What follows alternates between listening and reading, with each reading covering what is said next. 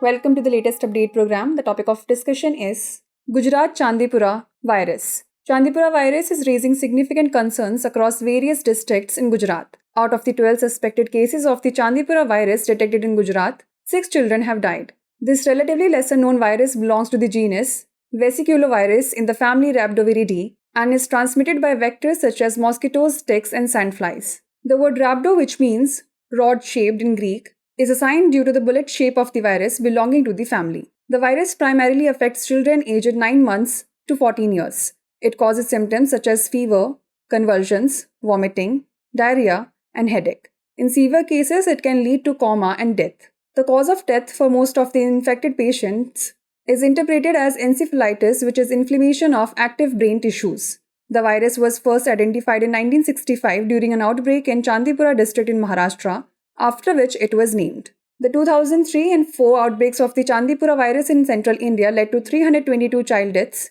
with 183 in Andhra Pradesh, 115 in Maharashtra, and 24 in Gujarat. The fatality rates ranged from 56% to 75% for Andhra Pradesh and Gujarat, and most deaths occurred within 24 hours of the symptom onset. There is no specific antiviral treatment for the Chandipura virus. Prevention must focus on vector control, maintaining hygiene, early medical intervention, and symptomatic care. Now is the time to test your knowledge. The question is, what family does the Chandipura virus belong to? Rhabdoviridae, Flaviviridae, Togaviridae, or Filoviridae? Send the answer to this question in the comment section. Thanks for watching.